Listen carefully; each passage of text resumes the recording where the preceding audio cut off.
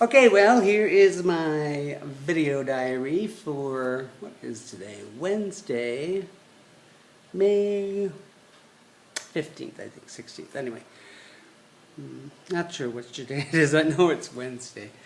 So yesterday I left off with, I think we were coming back to the house. And anyway, we got back to the house yesterday and played hacky sack with a bunch of the people here with Camilla and most all the other people, actually, Jason and Barrett, and everybody joined in. So that was super fun. And then we sat around and visited. I did a little Spanish homework. I went to bed around 9:30, I think it was. I'll try and hold this still. And anyway, so then I woke up this morning and it went, at 7, I think it was. And we went for a morning run up to the cross on the hill. It's kind of straight up, but this friend, Caitlin and Natalie went with me. And we ran up to the hill. And then I came back and showered and had a little breakfast and then went to the bank today. Then I went over to Maximo Neville and prepared for my English lesson up at the school. So today is my last day. Was my last day up at the school, and I'm super sad. I don't know. It's kind of a mixed. I've got mixed feelings. It's crazy, but I'm really gonna miss these kids. So anyway.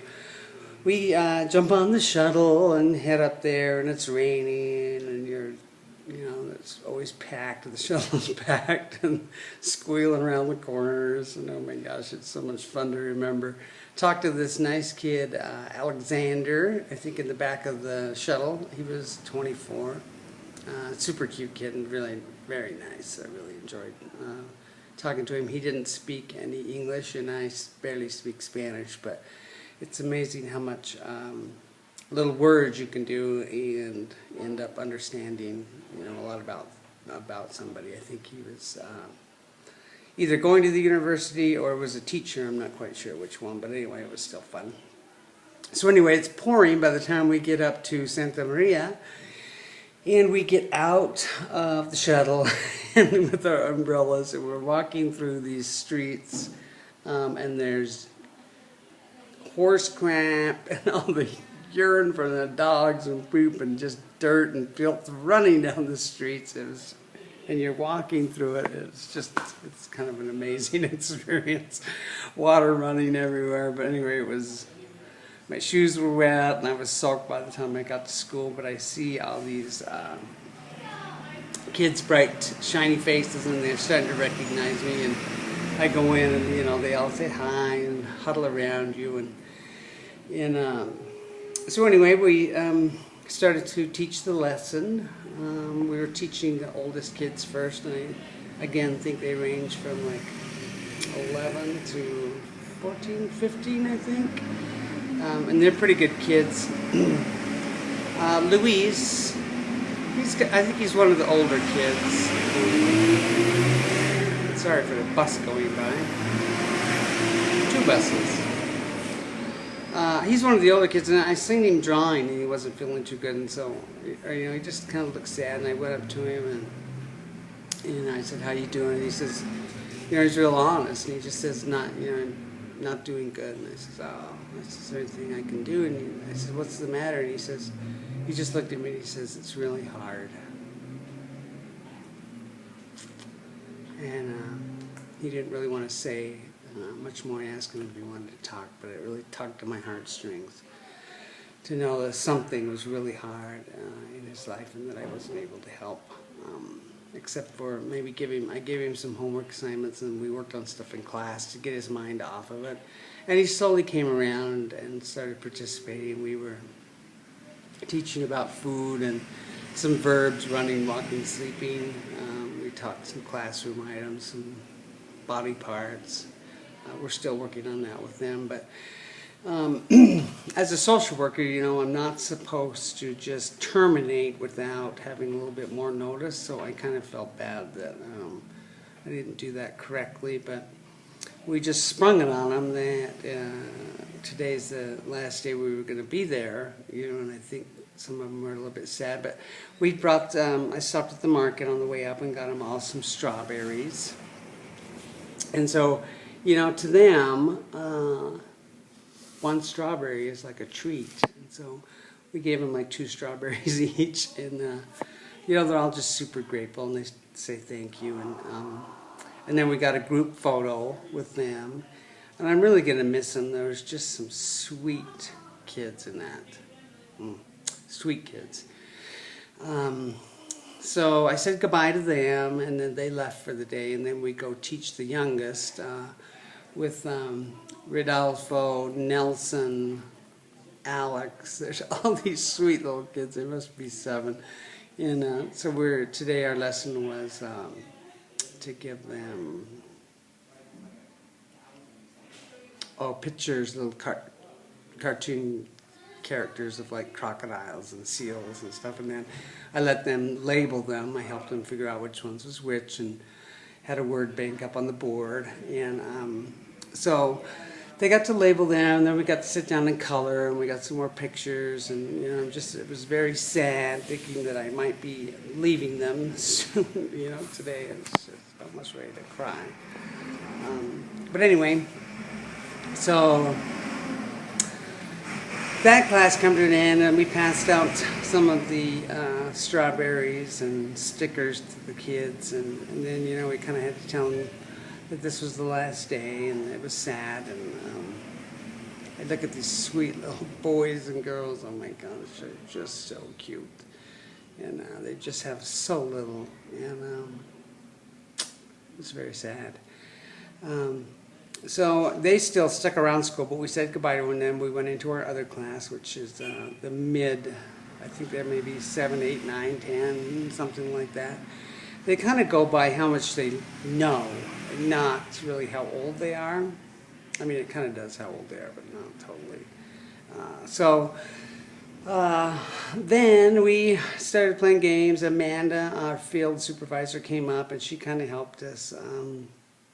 We talked about members of the family, and they're all very shy and don't want to come up to the front and share. But so this is the who's in this class? What the heck is his name? Santos. And he was one of my favorite little kids. He actually looked like my nephew Curtis. He had the wide nose cut right through there, although he's Hispanic. But he's so freaking cute. Oh my gosh, I just love him. And I've kind of got real close to him as well. There's been a few favorite little boys that are just so sweet. So anyway, we kind of get through that, and then we tell them it's time to go. And again, we spring this on the kids, and they kind of, we went to take a group picture, and some of them didn't want to come, and so I kind of think they felt, they felt bad. We're leaving. Caitlin and I are done, and we're gonna go on a trip this weekend.